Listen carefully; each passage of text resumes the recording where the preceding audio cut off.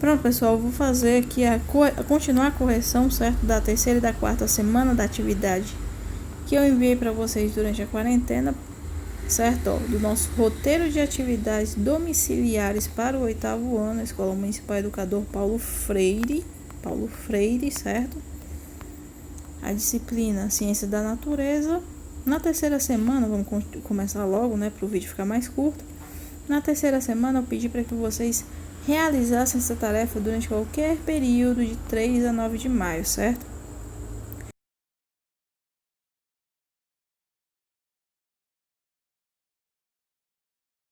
Aqui 125 e 127, mas foi um erro.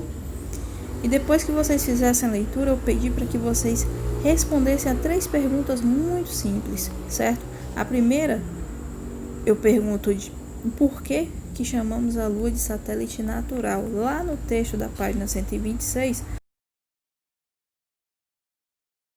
o porquê de chamarmos também a Lua de satélite natural. Por quê? A gente entende por satélite, pessoal, aqueles aparelhos que ficam orbitando a Terra, seja para transmitir sinal de televisão, seja para capturar a imagem do nosso planeta, certo? São satélites. Esses satélites, eles são chamados de satélites artificiais, certo? E a Lua, ela recebe o nome de satélite natural. Mas por que a Lua é também chamada de satélite e natural, diferente de um satélite daqueles que orbitam o nosso planeta, que são chamados de satélite?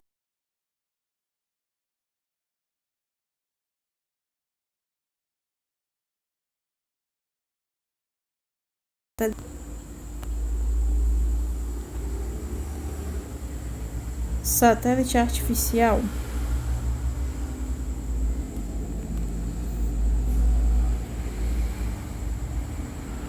Vou voltar aqui porque travou. Mas enfim, todo mundo sabe qual é aquele satélite que fica orbitando a Terra, certo?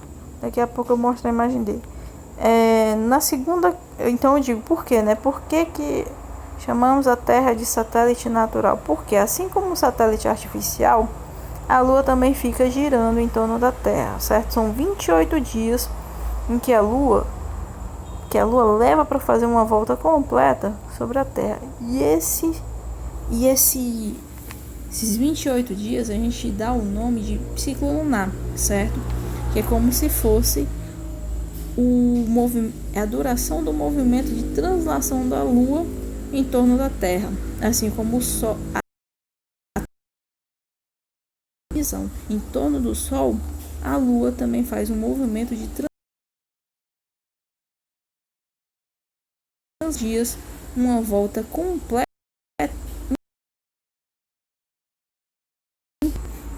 para fazer uma volta, um arrodeio em torno da Terra, certo?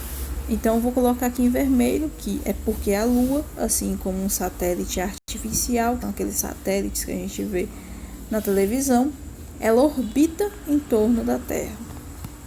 Deixa eu ver se voltou aqui.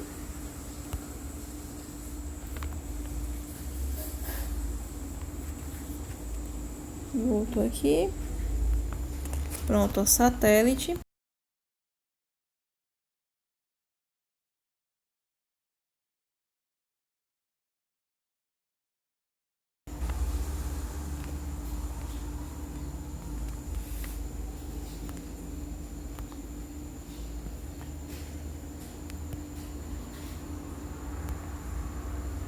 Satélite artificial, certo? Na segunda questão, eu pergunto o que foi a missão Apollo 13, em que ano ela ocorre. Lá na página 127, o texto vai falar sobre a missão Apollo 11, que é a missão que foi bem sucedida, certo? A missão que conseguiu alcançar a Lua, onde a primeira e única missão onde o homem ele conseguiu colocar os pés na Lua, que foi uma missão norte-americana, realizada em 1969.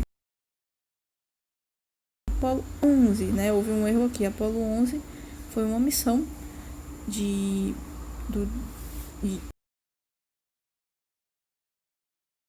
os pés na Lua. Foi realizada em 1969 e quem foi que participou dela foi uma turma de astronautas norte-americanos, certo? Mas existe também a missão Apollo 13, existe a missão Apolo 14, existe a missão Apolo 17, certo? Apolo 12. Várias tentativas foram feitas de chegar à Lua, não só antes da missão Apolo 11, como também depois dela, só que nunca mais se ouviu falar de outra tentativa bem sucedida de chegar até lá, porque eu não sei, sinceramente. Então qual é a resposta? A primeira e única missão humana à Lua, a primeira e única vez em que o ser humano pôs os pés na Lua, na expectativa aí da próxima.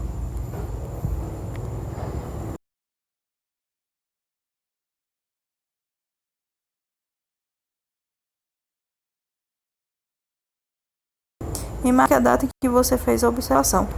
Como a gente já viu no último vídeo, a Lua ela tem 4 fases, certo? Principais. A fase nova, a fase crescente, a fase cheia e a fase minguante.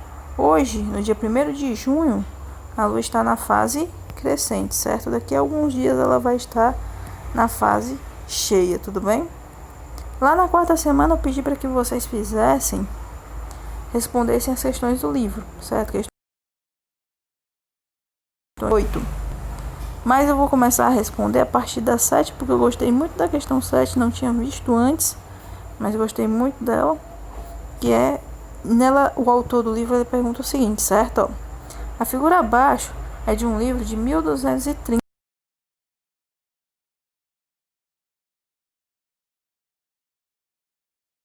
do Sol, da Lua e da Terra, e 2 fenômenos vistos neste capítulo. Identifique quais são esses fenômenos e quais são os desenhos que correspondem aos astros mencionados. Pronto, aqui na imagem a gente tem 2 representações, pessoal, de 2 eclipses, certo? O eclipse solar e o eclipse lunar. Bem aqui, esse desenho aqui é a representação da Lua, certo? Essa imagem aqui do desenho é a Lua. Essa bolinha pequena no meio entre o Sol e a Lua é a Terra. Esse cabeludo aqui é o Sol com a cara de zangado. E aqui, esse eclipse aqui, pessoal, é aquele eclipse da Lua. Por quê? Porque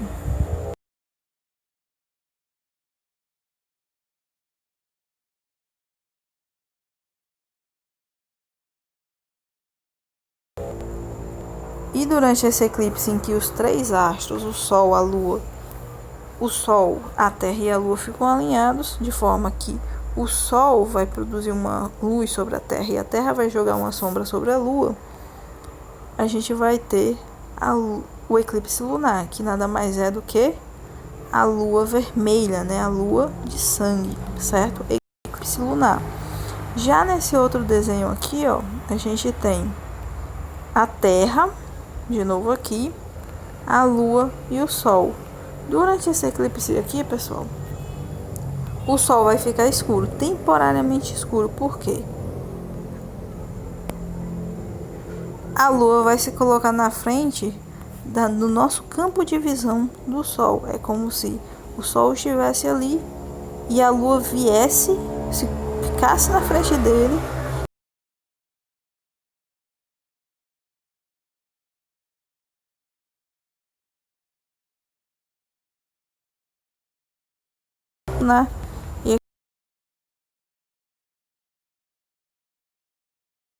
Então vamos continuar aqui. Também já expliquei no vídeo da aula passada como é que funcionam os eclipses solar e lunar. Então pronto, aqui em cima a gente tem o eclipse lunar, certo? Em que a Lua fica coberta pela sombra. E aqui a gente tem o eclipse solar, certo? Onde o Sol fica coberto pela Lua, certo? Lá na questão 8, o autor vai falar assim: muitas pessoas acreditam que as estações do ano, a Terra está mais afastada do Sol do que em outras. Você concorda? Sua resposta: Como o livro é livro do professor, né? O livro do professor tem as respostas. Aí o autor vai dizer assim, ó, não, porque a diferença entre a maior e a menor distância que a Terra fica do Sol ao longo de sua órbita é muito pequena. E além disso, em determinados momentos, os dois hemisférios passam por estações diferentes e não pela mesma estação. A causa é a inclinação do eixo da Terra em relação ao Sol. O que acontece é o seguinte, certo? Ora, o Polo Norte está mais próximo do Sol. Ora, o Polo Sul está mais próximo do Sol, certo? Mas essa proximidade, ela não está relacionada à distância, a maior ou menor distância da Terra com relação ao Sol, e sim com a inclinação da Terra. Ora, ela está mais virada, um lado está mais virado para o Sol e o outro para a sombra, né, entre aspas. E outra hora, um outro lado está mais voltado para o Sol e o outro mais distante dele, certo? Mas a Terra mesmo, ela não se afasta e nem se aproxima do Sol. Polos, que são como se fossem o Polo Norte e o Polo Sul, certo? Os dois polos da Terra. Ora, o Polo Sul está mais virado para o Sol e o Polo Sul está mais virado para o Sol.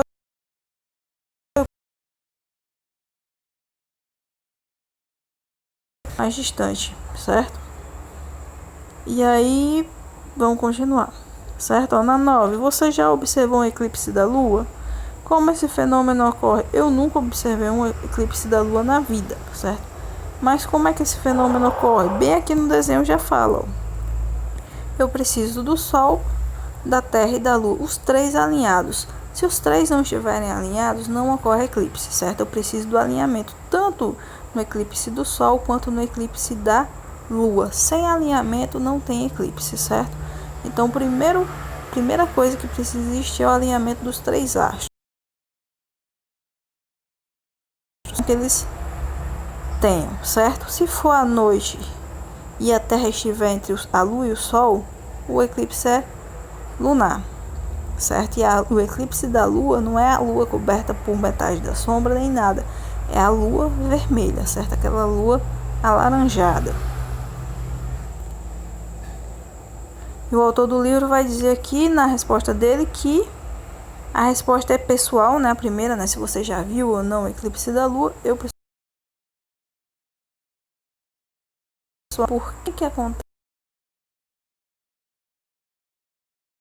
Eclipses lunares acontecem quando a Terra fica entre o Sol e a Lua e a sombra da Terra é projetada sobre a Lua, cobrindo-a total ou parcialmente no céu, certo? E essa sombra que ela projeta na Lua, por estar alinhada, né? Sol, Lua e Terra, ela precisa ser o quê? Ela precisa ser uma sombra avermelhada, certo? Uma sombra alaranjada, uma sombra da cor do céu no entardecer alaranjado, certo? Que aqui e ali o entardecer ele fica meio alaranjado, então é mais ou menos aquela cor, certo? Que é produzida pela luz do sol. Não tem outra fonte para essa cor vermelha, certo? Não tem nada de anormal. E aí na 10ª questão, já é a 10ª questão? É a 10ª questão. Porque podemos considerar que o eclipse lunar é mais uma evidência do formato esférico da Terra, certo? O eclipse lunar, assim como as fases da Lua, eles vão trabalhar com o quê? Com a sombra que a Terra projeta sobre a Lua, certo? Ó, sombra da Terra projetada sobre a Lua. Então, tanto o eclipse lunar quanto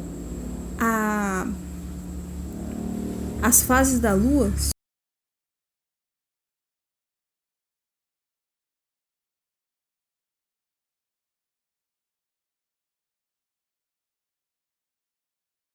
só que sempre que eu olho para a Lua à noite, eu vou ver de novo se eu consigo acessar aqui, certo? Ó, Lua minguante.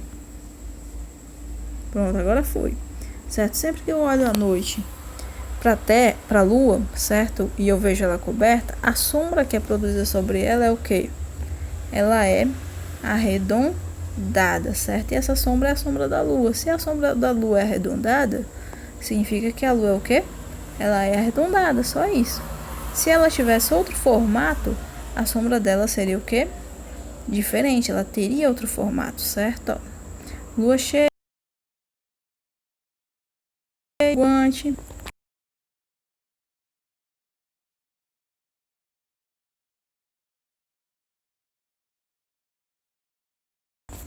Vou voltar aqui. E aqui o autor do livro vai de novo explicar que porque no eclipse lunar observamos que a borda da sombra da Terra projetada na Lua tem formato circular, assim como a borda da sombra também projetada na Terra, projetada da Lua. Poxa vida! Assim como a gente também percebe que a sombra que a Terra projeta sobre a Lua durante as fases da Lua também é redonda, como eu já mostrei para vocês. E aqui na 11, certo? O autor pergunta o seguinte: o próximo eclipse solar total que poderá ser visto pelos brasileiros será apenas em 12 de agosto de 2045, ou seja, muito tempo. Nos estados do Pará, Amapá, Maranhão, Piauí e Pernambuco,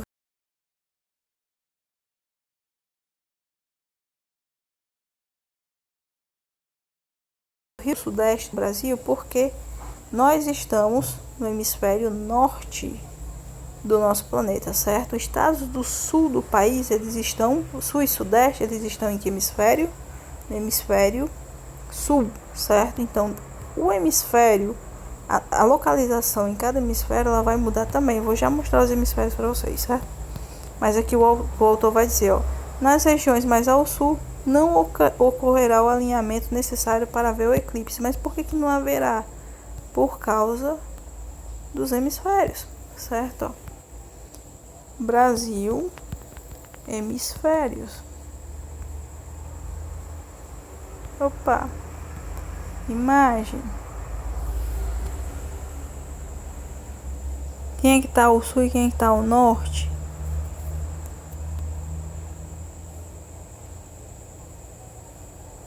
Hemisfério sul e hemisfério norte.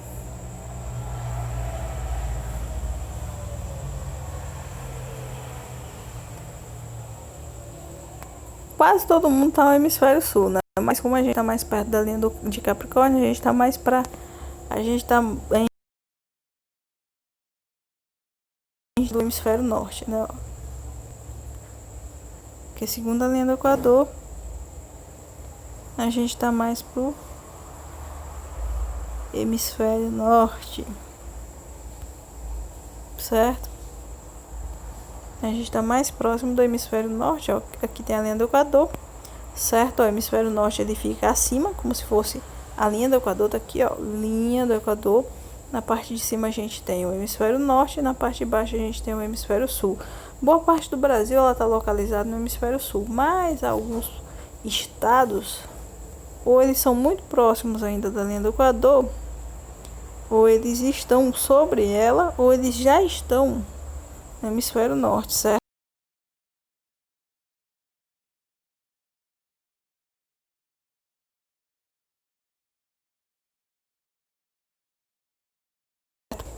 Do país. Então pronto, ó. Ele vai dizer aqui, ó: Pará, Amapá, Maranhão, Piauí, Pernambuco, Rio Grande do Norte e Paraíba, certo? Que são os estados mais próximos ali da linha do Equador, mais próximos ali do hemisfério norte e alguns até dentro do próprio hemisfério norte. Aí na 12 ele pergunta por que não venta na Lua.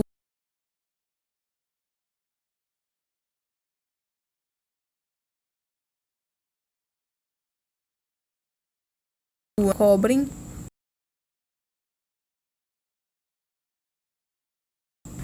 que é o gás que a gente respira, né? O nitrogênio também e todos os outros gases. Aí, ó, em julho de 1969, a nave Apollo 11 pousou no solo lunar e 2 tripulantes caminharam pela primeira vez na Lua. Depois da Apollo 11, outras missões Aí o que deve ser essa marca na lua de um sapato? E como é que essa marca se formou? Essa daqui eu não sei não, B. Aí diz, ela se formou quando o astronauta andou na lua, lá na 13. E ela deve continuar do jeito que está por muitos milhares de anos. Ele vai explicar por quê. Porque na lua não há erosão, já que não tem vento nem chuva, certo? E essa é uma informação nova. Na lua não há vento nem chuva, portanto, essa marca de sapato ela vai ficar lá por muito tempo. O que é que faz com que o nosso solo ele se modifique tantas vezes?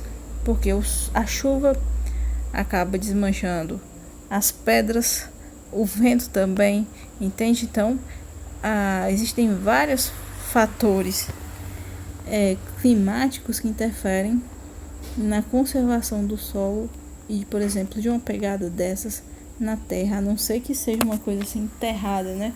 Os fósseis, por exemplo, são registros históricos que são mantidos conservados por muito tempo. Mas por quê? Porque estão abaixo dessa camada mais explorada da terra, certo? Então pronto, era só isso, são 5 questões, eu vou deixar o PDF no grupo. E a gente corrigiu aí todas as atividades, com exceção da quinta, porque é só pesquisa de significado, não acho que existe.